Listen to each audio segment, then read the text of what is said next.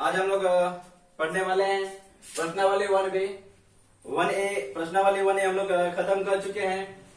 Real number का ये part 8 video है। चलिए क्वेश्चन नंबर 1 को हम लोग अभी सॉल्व करते हैं। क्वेश्चन नंबर 1 में है निम्नलिखित संख्याओं में कौन सी संख्या अपरिमेय है। ये जो 4 पॉइंट आप देख रहे हैं 4, उसमें से बताना है हमको जो कौन सा इसमें अपरिमेय संख्या है। तो देखिए हम लोग आपको अपरिमेय संख्या यानी कि और ये इरेशनल नंबर हम आपको पढ़ा चुके हैं।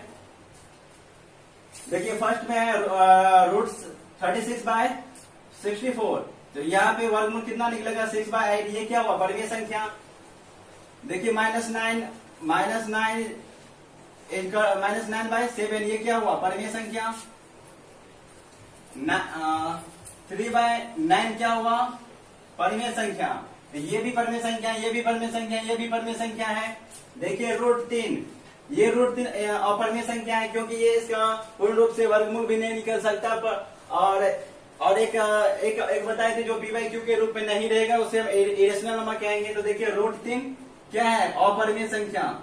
तो ये क्या हुआ अपरिमेय संख्या, मतलब √3 आपका आंसर रहा। इसमें पूछ रहा था जो कौन सा अपरिमेय संख्या है कि √3 अपरिमेय संख्या है। उसके बाद क्वेश्चन नंबर 2 चलिए। क्वेश्चन नंबर 2 में है नीचे कई समीकरण और कई समुच्चय है। ये कई समीकरण और कई समुच्चय दिया हुआ है।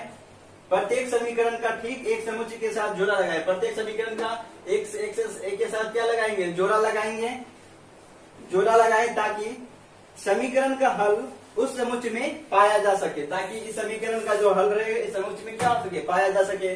तो चलिए हम अभी एक एक करके इसको समझते हैं क्या होती है। तो 3x - 9 ध्यान से देखिएगा। 3x - 9 इक्वल टू क्या हो जाएगी 2। तो यहाँ पे x की वैल्यू निकालेंगे, उससे पता चलेगा जो कौन सा समुच्चय किसका है। तो 3x इक्वल टू देखिए क्या होगा। 3x इक्वल टू देखिए -9 है उससे हट जाएगी तो +9, 2 + 9। 3x इक्वल टू क्या आ जाएगी 11 और x इक्वल टू 11/3। पर ये एक एक करके सॉल्व कर लेते हैं, उसके बाद चलेंगे इस पे। क्वेश्चन नंबर पॉइंट 2 में है x² - 1। x² - 1 equal to 1। x² क्या हो जाएगी -1 है उससे हट जाएगी तो +1। x इक्वल टू क्या हो जाएगी ±√2। x का वैल्यू निकल गया यहाँ पे। इसके बाद चलते हैं थर्ड पॉइंट पे। थर्ड पॉइंट में दिया हुआ है √2x equal to √8। √2x equal to √8।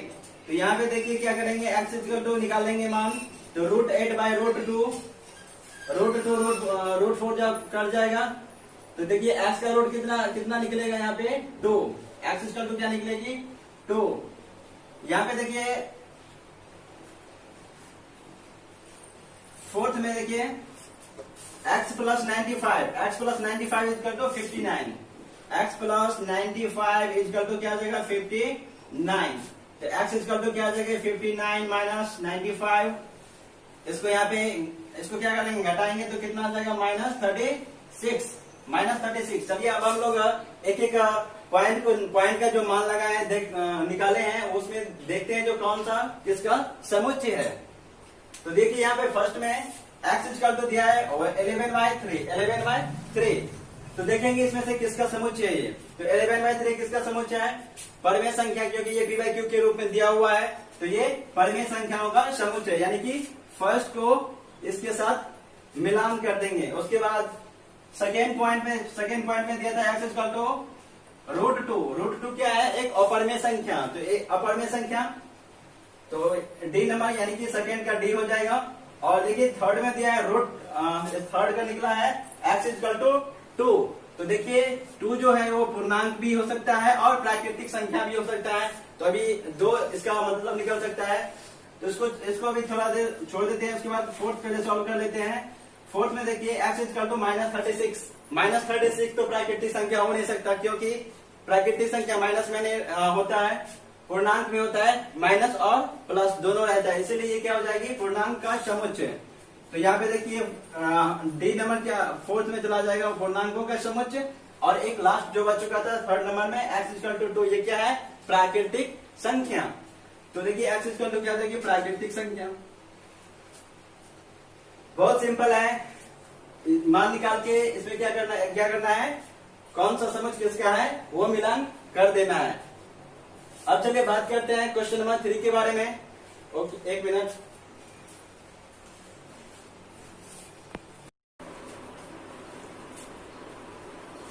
चलिए अब हम लोग क्वेश्चन नंबर 3 को सॉल्व करते हैं। निम्नलिखित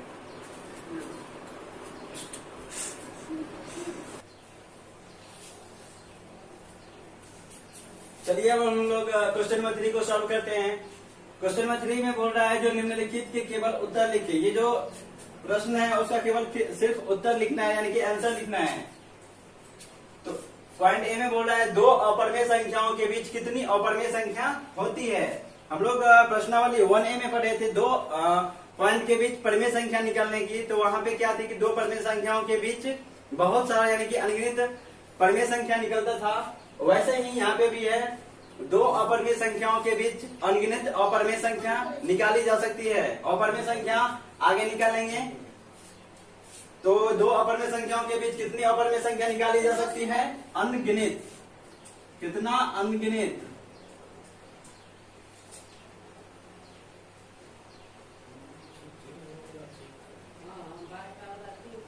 उसके बाद क्वेश्चन नंबर बी में है दो वास्तविक संख्याओं के बीच कितनी वास्तविक संख्या होती है। दो वास्तविक संख्याओं के बीच कितनी वास्तविक संख्या होती है।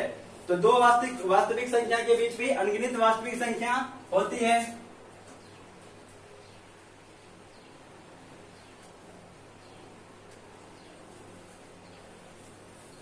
वास्तविक संख्या यानी कि वास्तविक संख्या समझ रहे हैं, मतलब कि 2, 3, -1 ये सब क्या है, सारा वास्तविक संख्या यानी कि रियल नंबर, जो कि हम लोग पिछले वीडियो में पढ़ चुके हैं।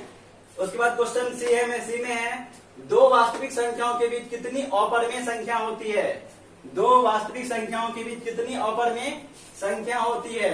तो ये भी होगा अनगिनत, अनगिनत अपरिमेय संख्या होती है। क्वेश्चन नंबर डी में है परिमेय संख्याओं के समुच्चय और अपरिमेय संख्याओं के समुच्चय में कितना उभयनिष्ठ है। परिमेय संख्याओं के समुच्चय और अपरिमेय संख्याओं के समुच्चय में कितना उभयनिष्ठ है। देखिए यहाँ पे परिमेय संख्याओं को क्या लिख सकते हैं हम लोग, p/q के रूप में, और अपरिमेय संख्या को हम लोग p/q के रूप में नहीं लिख सकते हैं ना। इसको p/q के रूप में लिख सकते हैं और इसको नहीं लिख सकते हैं, यानी कि इसको नहीं लिख सकते हैं। तो ये देखिए इसमें इस दोनों में समुच्चय क्या आएगी, कुछ नहीं, यानी कि एक भी समुच्चय नहीं आएगी, एक भी नहीं। क्वेश्चन नंबर ई में है परिमेय संख्याओं के समुच्चय और अपरिमेय संख्याओं के समुच्चय के सम्मिलन को कौन सा समुच्चय कहा जाता है। हम आप लोग वीडियो मतलब कि चलो फर्स्ट वीडियो में बताया है जो जिसमें था रियल नंबर के बारे में। तो देखिए उसमें डेफिनेशन में हम दिए थे कि परिमेय संख्याओं के समुच्चय और अपरिमेय संख्याओं के समुच्चय सम्मिलन को क्या बोलते हैं हम लोग, समुच्चय को क्या बोला जाता है। परिमेय संख्याओं के समुच्चय और अपरिमेय संख्याओं के समुच्चय को, संख्याओं के समुच्चय और अपरिमेय संख्याओं के समुच्चय को, समुच्चय के सम्मिलन को कौन सा समुच्चय कहा जाता है, तो वास्तविक संख्याओं का समुच्चय। क्या बोला जाता है इसको, वास्तविक संख्याओं का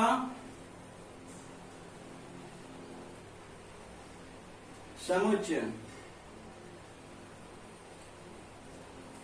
मतलब वास्तविक संख्या यानी कि हम जो आपको रियल में पढ़ाए थे उसमें क्या था, परिमेय संख्याओं को मेल और अपरिमेय संख्याओं को मेल को क्या बोलते हैं हम लोग, रियल नंबर, यानी कि वास्तविक संख्या। वही बोल रहा है जो परिमेय संख्या को अपरिमेय संख्या को दोनों को एक साथ करेंगे तो क्या होगा, कौन सा समुच्चय बनेगा, तो वास्तविक संख्याओं का समुच्चय। क्वेश्चन नंबर एफ में है क्या प्रत्येक अपरिमेय संख्या के संगत रेखा पर एक बिंदु होता है। जैसे हम लोग प्रश्नावली 1A में पढ़े थे, जो संख्या रेखा पर मतलब कि परिमेय संख्या को दर्शाइए, उसी प्रकार से अपरिमेय संख्या रेखा पर भी, मतलब कि अपरिमेय संख्या की रेखा पर भी अपरिमेय बिंदु होता है, माने एक बिंदु होता है। तो इसका भी आंसर जवाब होगा हाँ होती है। ओके, अब हम लोग क्वेश्चन नंबर 3 अब क्वेश्चन 4 पढ़ेंगे।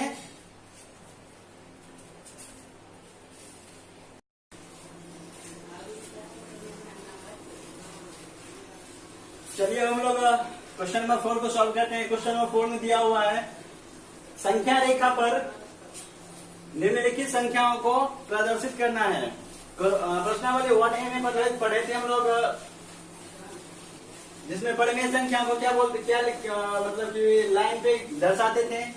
उसी प्रकार यहाँ पे अपरिमेय संख्या को लाइन पे क्या करना है, दर्शाना है और बताना है जो पॉइंट कहाँ पे आएगी। तो उसी तरह बनाते हैं। यहाँ भी एक स्ट्रेट लाइन लेंगे,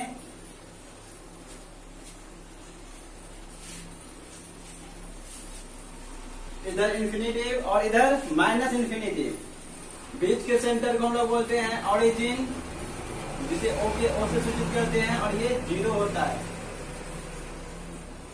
यहाँ पे पहले लिख देंगे 2 सेंटीमीटर इक्वल टू क्या हो जाएगा 1 यूनिट। कहने का मतलब ये हुआ जो स्केल से जो मापते हैं तो उसपे 1 सेंटीमीटर 2 सेंटीमीटर दिया रहता है। तो हम लोग 2 सेंटीमीटर भी ले सकते हैं, 3 सेंटीमीटर भी कोई भी ले सकते हैं। हम यहाँ पे 2 सेंटीमीटर इक्वल टू 1 यूनिट, यहाँ पे 2 सेंटीमीटर माप लेना है और कटिंग कर देना है। मान लीजिए यहाँ हुआ 2 सेंटीमीटर, यानी कि 2 सेंटीमीटर माप लेंगे और लिखेंगे 1 यूनिट यानी कि 1। इसी तरह ऊपर भी सेम डिस्टेंस में करना है यहाँ पे। तो मान लीजिए ऐसे होगा, आप लोग स्केल से बनाइएगा।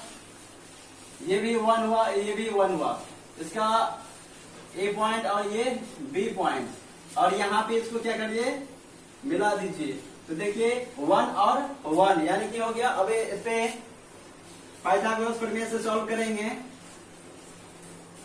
ओ ए इक्वल टू, यहाँ पे क्या निकालना है हम लोग को, ओ बी निकालना है।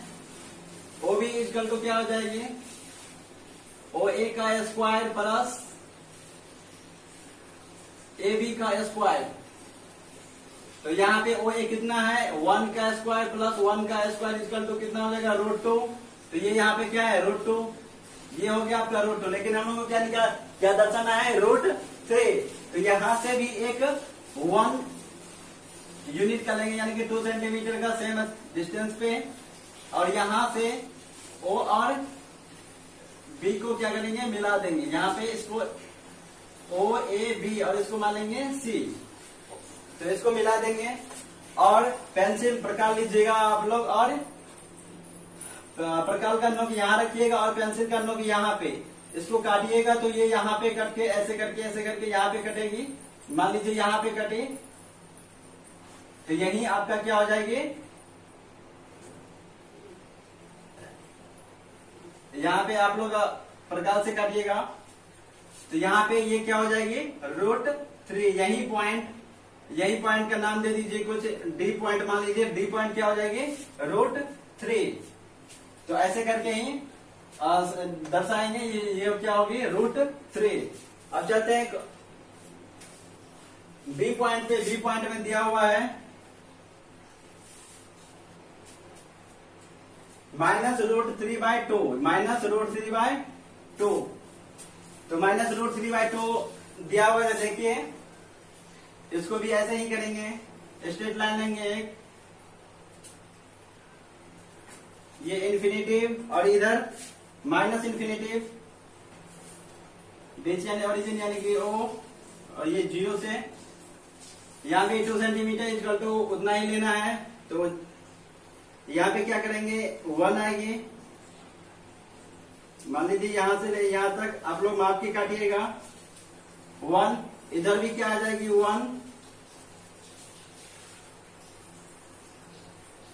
1 आई। और क्या करें, इधर भी होगा 1, और इसको मिला के यहाँ पे हम लोग प्रूव किए थे। ये क्या होती है, √2। ये क्या है, √2। फिर सेम डिस्टेंस में यानी कि 1 लेना है, जैसे उसको बनाए थे सेम बनाना है ऐसे ही, और इसको फिर मिला देना है, इसको मिला देना है। और इस पे मतलब पेंसिल का प्रकार का नोक, और यहाँ पे पेंसिल का नोक से यहाँ पे कटिंग कर लेना है। मान लीजिए ऐसे कटिंग हुआ होगी, तो यहाँ पे हो जाए, यहाँ पे ये पॉइंट नहीं, और फिर मतलब इसको पहले नाम दे देते हैं ओ ए बी सी, और इसको डी पॉइंट दे देते हैं, डी मान लेते हैं। तो ओ डी का डिस्टेंस नाप के सेम डिस्टेंस में इधर काट लेंगे, इधर सेम डिस्टेंस में प्रकार से क्या करेंगे, काट लेंगे। तो मान लीजिए यहाँ पे कटी, तो ये इधर क्या हो जाएगी, -√3। तो -√3 ने -√3/2 हम लोग पूछ रहा है। तो क्या करेंगे, पेंसिल प्रकार करनों की पहले यहाँ से प्रकार करनों की यहाँ और पेंसिल करनों की यहाँ, इसको माप करके ऐसे ऐसे कटिंग करेंगे और नीचे भी ऐसे कटिंग करेंगे। तो मान लीजिए ऐसे कटिंग होगा और इधर ऐसे कटिंग होगा, और यहाँ से क्या करेंगे, प्रकार करनों की यहाँ, पेंसिल करनों की यहाँ कट, यहाँ इधर कट करेंगे और इधर कट करेंगे। फिर दोनों के क्या करेंगे, मिला देंगे।